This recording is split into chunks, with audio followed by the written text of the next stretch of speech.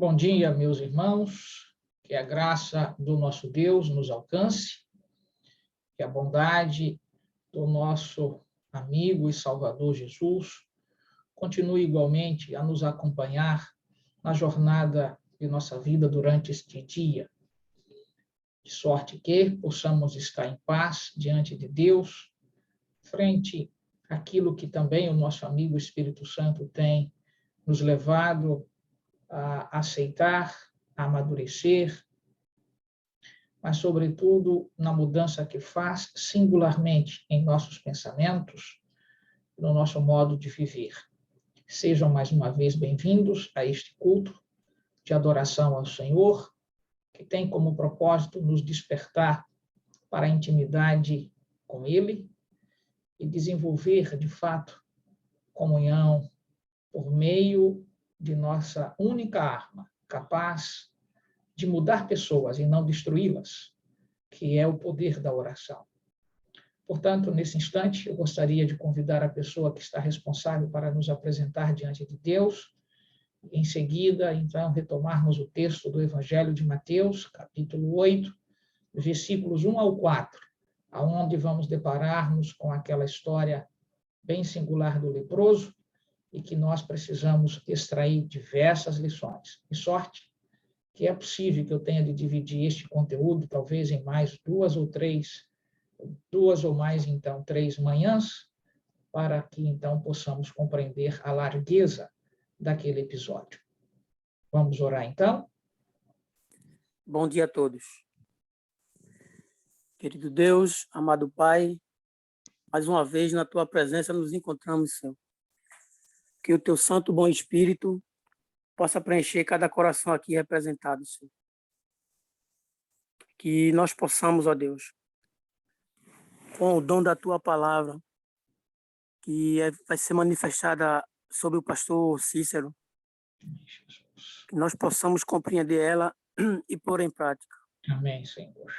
Querido Deus, também gostaria de fazer um pedido especial de oração ao Pai, pela irmã Carmen, Amém. Pela irmã Jandira. Amém, Senhor. Tu sabes as necessidades que elas estão passando, Pai, lá em Portugal. Preenche, Pai. Amém. Preenche o Teu amor, acalma os corações delas, Pai. Amém, Senhor. Tu sabes as angústias que elas estão passando. Também, querido Deus, venho pedir a Tu que orem pela a neta da irmã Rosa, a Bia, está hospitalizada, Pai, no leito do hospital. Coloca sobre ela a Tua mão poderosa, Pai. Amém, Senhor. A cura, Pai. Amém. Aquelas pessoas também, Pai, que perderam seus entes carentes, seus entes queridos. Acampa também sobre ela o Teu Espírito, Pai. Amém, Senhor. Que nós possamos se unir cada dia mais em oração. Em nome de Cristo Jesus, Pai, eu te peço essas bênçãos. E desde já te agradeço. Amém. Amém. Amém, Senhor. Muito bem, meus irmãos, retomem em vossas mãos o texto, então, de Mateus, capítulo 8, versículos de 1 ao 4. Bíblia Sagrada, por favor, mais perto de você, e venha comigo para a leitura. Quando Jesus desceu do monte, grandes multidões o seguiram.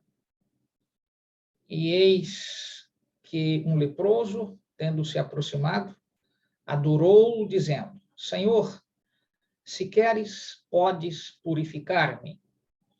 E Jesus, estendendo a mão, tocou-lhe, dizendo: Quero, fica limpo.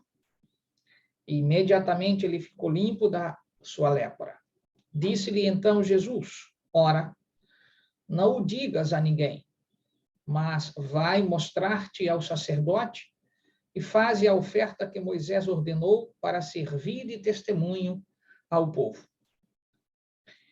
Este é um texto que, como eu dissera, merece, então, nossa disposição de dissecá-lo verso a verso, embora sejam, então, versículos tão curtos, né? 4 versículos, mas, além de verso a verso, talvez palavra a palavra, frase a frase, para que compreendamos a profundidade do que, de fato, foi este episódio eu diria, no fecho do Sermão do Monte. O primeiro ato de Jesus está aqui, portanto, registrado logo após os seus ensinos profundos no Sermão do Monte. Quando a gente olha para este episódio e vai se deparando com todos os textos bíblicos que corroboram ou que apontam para a mesma situação, nossa mente, de alguma forma, é impactada profundamente. Ao olharmos como vamos fazê-lo, o texto de Levítico, capítulo 13, capítulo 14, que, então, retratam a forma de lidar pelos ritos estabelecidos, então, na lei mosaica e que, de alguma forma, os judeus, então, rechearam de outros requisitos, evidenciam, certamente, que estamos diante de uma situação bastante singular. Desde os dias de Eliseu até os dias de Jesus, não havia se noticiado nenhuma outra cura. Na verdade, anterior a isto, nós temos atos de Cristo em relação, portanto, ao próprio Moisés. Nós temos, então, atos da manifestação de Deus nesse sentido. Mas, reitero, do tempo de Eliseu ao tempo de Jesus, não há um registro sequer de ninguém que tenha alcançado a cura. E ainda mais, é preciso lembrar-se que no tempo de Eliseu, a cura não foi realizada para um judeu, mas para alguém externo ao território judaico. Você se lembra do caso de Naamã? Se lembra especificamente que a jovenzinha é que então noticiou o comportamento do profeta. E, mediante, portanto, o carinho que esta jovem, em terra estranha, desterrada de sua família, porém mantendo a sua convicção de fé, influenciara o lar de um estrangeiro.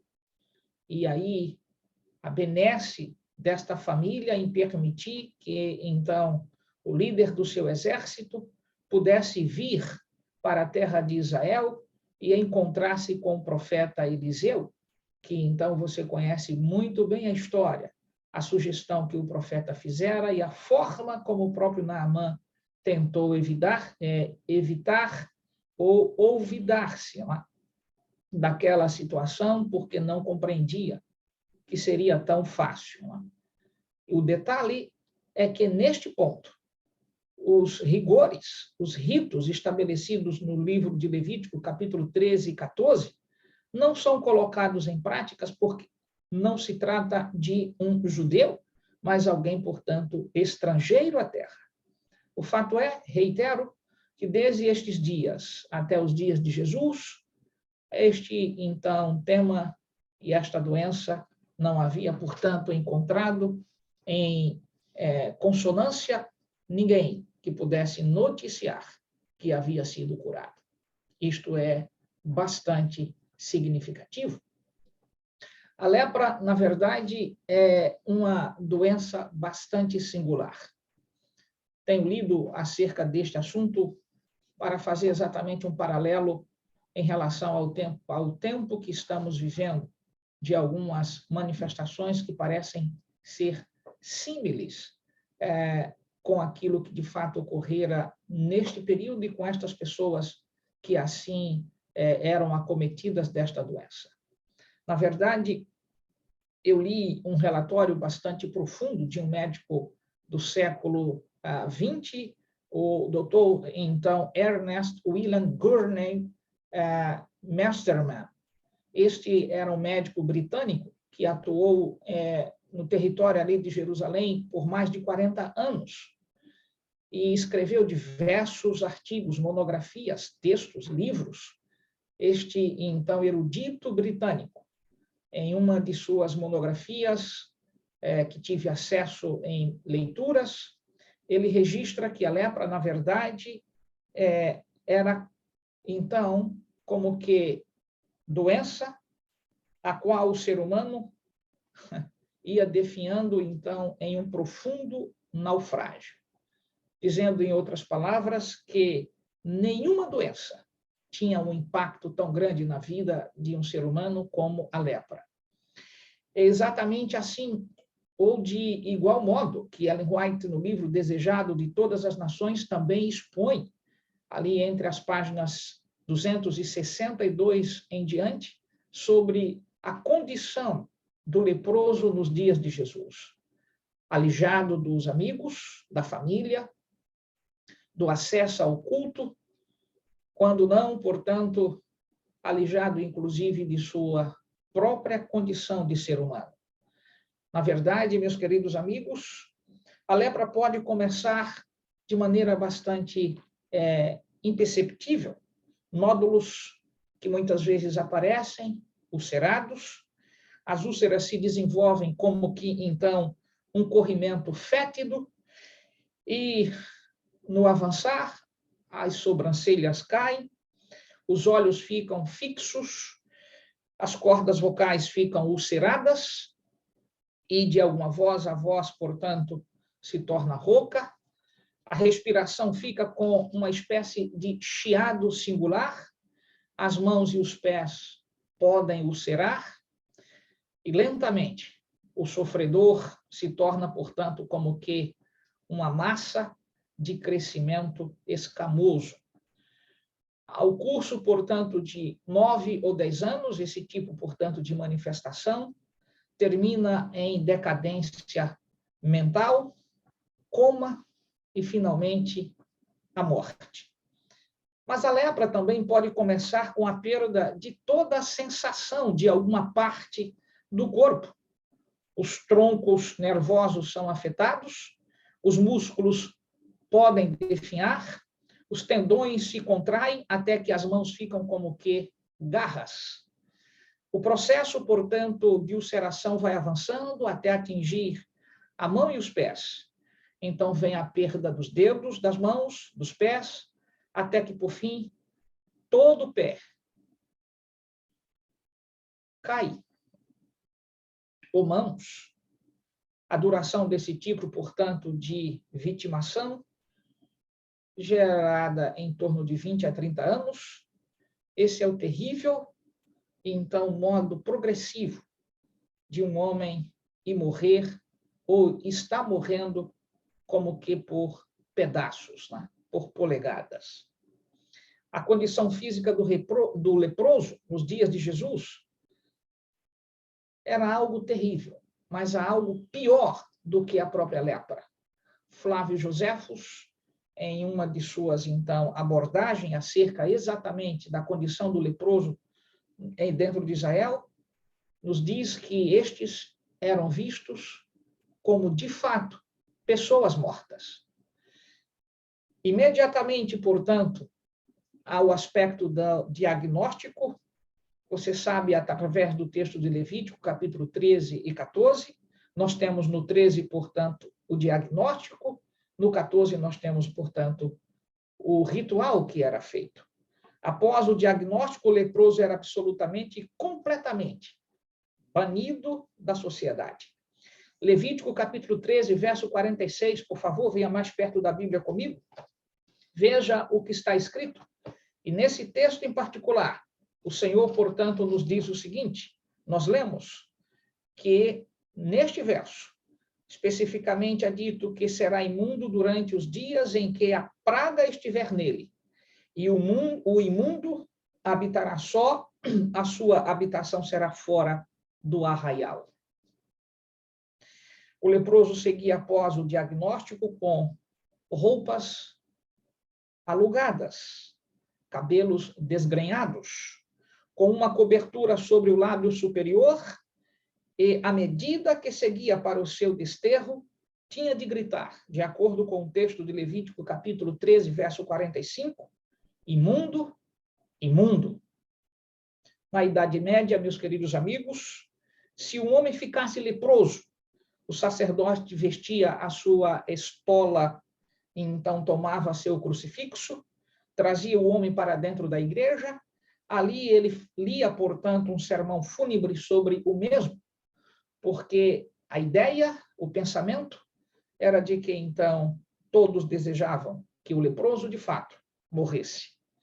Na Palestina, portanto, no tempo de Jesus, o leproso era barrado de ir a Jerusalém e a qualquer cidade que, então, tivesse muros. Na sinagoga havia um lugar pequeno, uma repartição para o leproso que o isolava dos demais homens.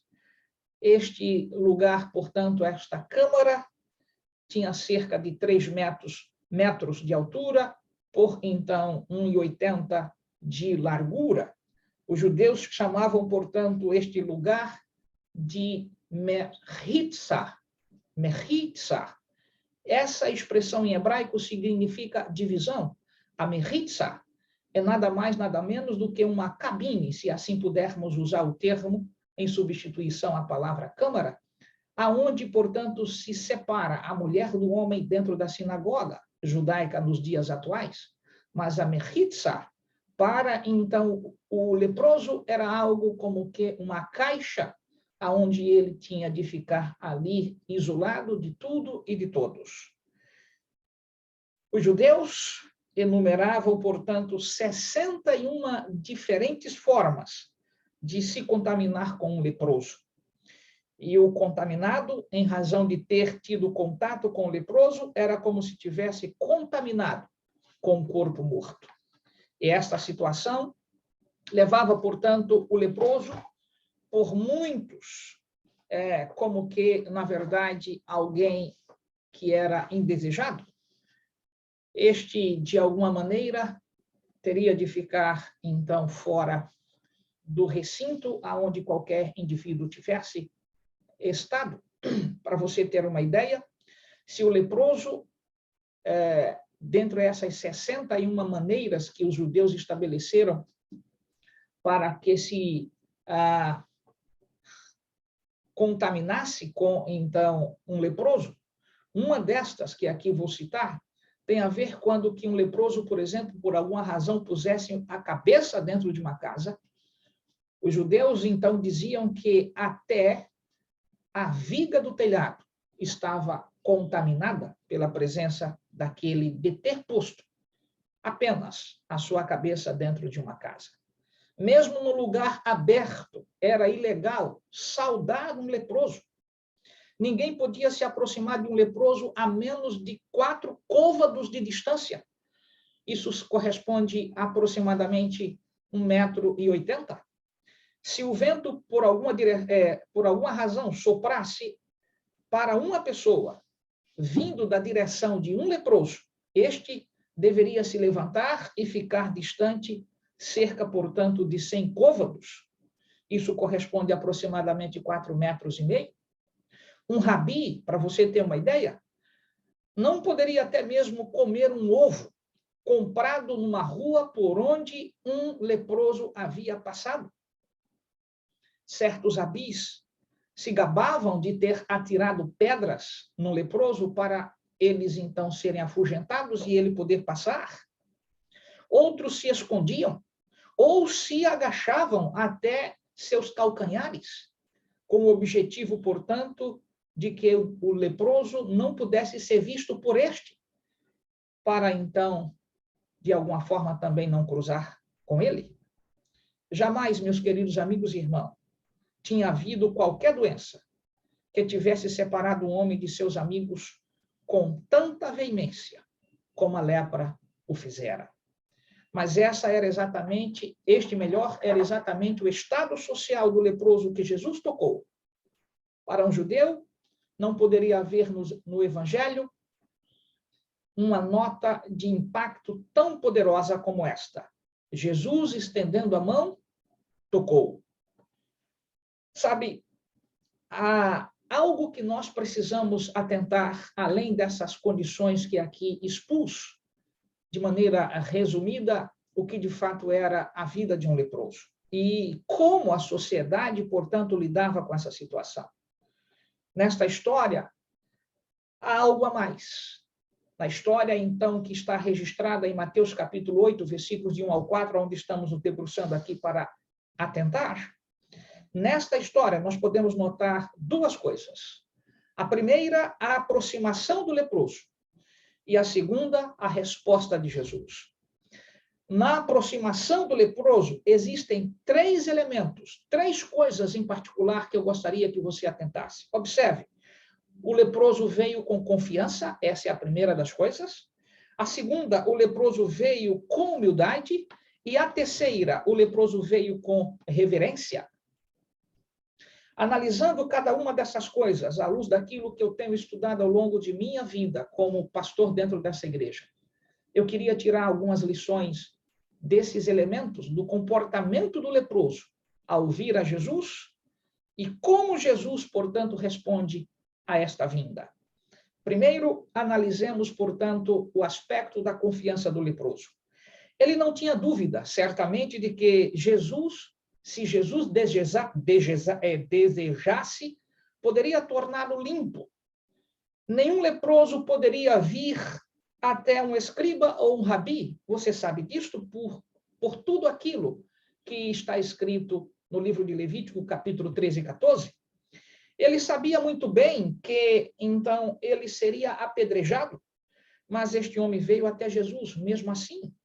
Ele tinha perfeita confiança na disposição de Jesus para dar-lhe as boas-vindas, como então Cristo faria com qualquer outro homem, sem que pudesse ser lançado fora.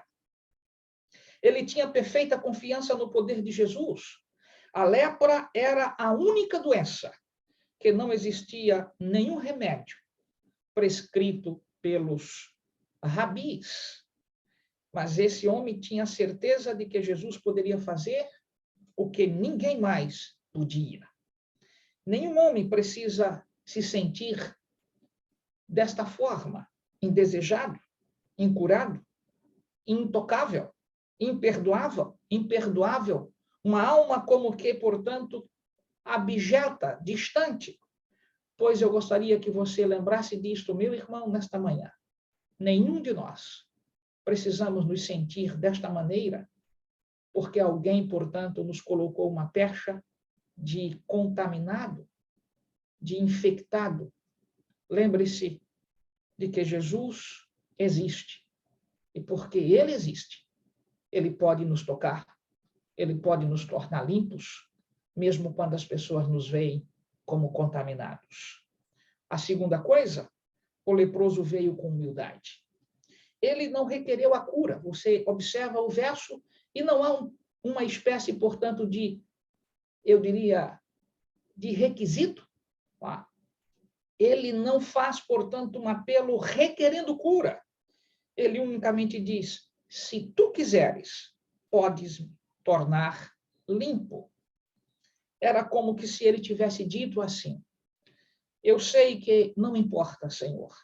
Eu sei que os outros homens fogem de mim e não têm nenhuma vontade de fazer algo por mim. Eu sei que eu não sou limpo como tu és, mas talvez em tua divina condescendência, tu usarás teu poder até mesmo com tal coisa como eu estou. É esse tipo, meu querido amigo e irmão, de coração humilde, que está consciente de nada, mas apenas de sua necessidade, que pode, então, ser encontrada nesta jornada que nos leva até Jesus. Não estamos requerendo. Estamos, na verdade, confiando naquilo que Jesus pode fazer. Mas o leproso tinha uma terceira, então, atitude, tem a ver com a reverência. Ele adorou Jesus. Você se lembra do texto? É exatamente assim. Observe, adorou, dizendo, Senhor, se queres, podes purificar-me. O interessante é que o verbo adorar, aí em grego, o verbo, portanto, proskineo, é o verbo adorar. Ele nunca é utilizado, senão em atos, portanto, de adoração aos deuses. O que eu estou dizendo é que todas as vezes que a palavra proskineo é utilizada, refere-se a um reconhecimento de divindade. Isso descreve, portanto, o sentimento do homem e a sua ação na presença do divino. Este leproso jamais poderia dizer a alguém o que ele pensava de Jesus, se ele não soubesse o que era estar na presença de Jesus. Não precisamos recorrer à teologia ou à filosofia para entender o que ocorreu aqui. É suficiente estar convencido de uma coisa, meus queridos amigos e irmãos. Quando nós somos confrontados com Cristo, nós, então, estamos, então, diante do amor e do poderoso e singular amigo Jesus. Isto não precisa de teologia, nem de filosofia, para que você extraia essa verdade no que ocorrera exatamente com este leproso. Ele adorou. O verbo demanda essas coisas profundas. Ele sabia que estava na presença de Deus. Será que nós estamos esquecendo disto?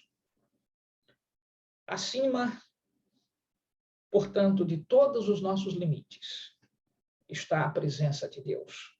Assim, esta aproximação do leproso veio a reação de Jesus. Primeiro e acima de tudo, a reação foi de compaixão. A lei dizia que Jesus devia evitar o contato com um homem que o ameaçou com terrível impureza. Se ele, então, permitiu o leproso vir até ele, senão de acordo com a regra, cerca de 3 metros, portanto, de distância. Mas Jesus, na verdade, rompeu com esse tipo de limites. Jesus estendeu sua mão e o tocou. O conhecimento médico da época teria dito exatamente o que temos escutado nos dias atuais. Que é isso? Você está correndo um risco desesperado de uma infecção medonha? Mas Jesus estendeu a sua mão e o tocou. Porque Jesus tinha apenas uma única obrigação na jornada de sua vida. Esta era, portanto, o que nós poderíamos dizer a obrigação da vida. A obrigação da vida de Jesus era ajudar. Existia apenas uma lei, é a lei do amor. Para um bom médico, meus queridos amigos e irmãos, para um bom médico, a doença repugnante de um homem não é um espetáculo repugnante. É um ser humano que necessita de sua habilidade. Para um médico, uma criança acometida de uma doença infecciosa não é uma ameaça. É uma criança que precisa ser ajudada. Jesus era como este, Deus é como este, e nós precisamos ser como este tipo de médico. O cristianismo verdadeiro quebrará qualquer convenção e assumirá qualquer risco para ajudar seu semelhante que precisa de ajuda. Esta situação retrata para mim e para você que estamos vivendo nos dias atuais algo semelhante. Os infectados, os que contaminam e os que parecem ser sãos. Mas há algo a mais do que essas 3 situações manifestas aqui na pessoa do leproso. Há o que eu chamo, portanto, da prudência verdadeira. 2 coisas neste incidente, no qual se vê, então, aqui no texto sagrado. Enquanto Jesus deveria ser desafiado pela lei e passar pelo risco de qualquer infecção por ajudar, ele não foi insensatamente imprudente, nem esquecera das demandas da verdadeira prudência. Vejamos, por exemplo, algumas situações claras do que aqui eu estou dizendo, o que eu nomino, portanto, de, então, prudência verdadeira. Primeiro, ele ordenou ao homem para guardar silêncio e não publicizar o que ele havia feito por ele. Você se lembra que esta injunção quanto ao silêncio é algo comum nos lábios de Jesus. Mateus capítulo 9, verso 30, registra o mesmo episódio, do ponto de vista de se requerer silêncio. Mateus 12, 16, a mesma verdade. 17, verso 9, a mesma verdade. Marcos, capítulo 1, verso 34. Há, portanto, algo ainda muito mais forte. É uma exigência veemente. Não divulgue. E a situação era, por que Jesus fez isto? Porque ele ordenou que, então, o leproso permanecesse em silêncio. Diferentemente daqueles que estão propagando a si mesmos, com placas. A ciência me curou, fui livre da Covid. Foi mesmo? Tem se demonstrado exatamente isto. Estamos sendo insensatos, ao invés de pedir a semelhança do leproso, como a sociedade está nos tratando, de ir ao Senhor Jesus com os mesmos sentimentos. Reverência, submissão, acima de tudo, confiança de que se ele pode, ele o fará. E como ele pode, ele o faz. Nos torna limpos de nossos preconceitos, de nossa postura indecente para com aqueles que têm doenças que de fato são contagiosas. Mas nós deveríamos ter prudência em tratar estas coisas sem o aspecto da divulgação. E por quê? Porque a propaganda pode ser exatamente uma publicização, não é? Ou o que se propaga, estando publicado, na verdade não é uma redundância, é para dizer para você e para mim que quando nós assumimos o papel de marqueteiros, de fazer de nosso corpo, de nossas desgraças, uma espécie, portanto, de justificativa para que outros então sigam os nossos passos, esta não é, de fato, a compostura de quem vem até Jesus. Nós precisamos estar conscientes, meus queridos amigos e irmãos, do que estamos passando em pleno século XXI. E eu continuarei nesta toada, no culto de amanhã, lembrando para você que essas três situações singulares do leproso, confiança, humildade e, então, reverência, é o que tem faltado no meio adventista nesses últimos, então, 2 anos. Humildade, confiança e reverência. Que Deus nos ajude no decorrer do que farei ainda sobre este aspecto da vida desse leproso e desta conjuntura que Jesus se encontrava. Que outras lições nós podemos tirar? Meu apelo, por fim, é que você seja humilde, tenha reverência, mas, acima de tudo, tenha também confiança em Deus. Haja como, de fato, alguém que, curado, perdoado, aceito unicamente pela lei do amor que existe em Cristo Jesus, faça disto a sua forma, portanto, de manifestar-se falando de Cristo e não algo distante disto. Que o Senhor te abençoe, meu desejo, igualmente a minha prece. Vamos orar. Querido Deus, perdoa-nos naquilo que temos sido insensatos, de publicizar muitas e muitas vezes aquilo que tu reclamas que ficasse em silêncio, a fim de que, Senhor, as pessoas não tivessem uma falsa confiança naquilo que de fato é a ciência, naquilo que de fato é a ajuda de muitos seres humanos que procuram fazer o melhor por nós.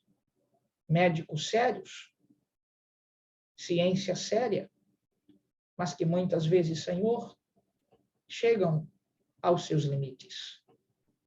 Mas nossa confiança unicamente é em Ti, em Teu poder e a Tua graça.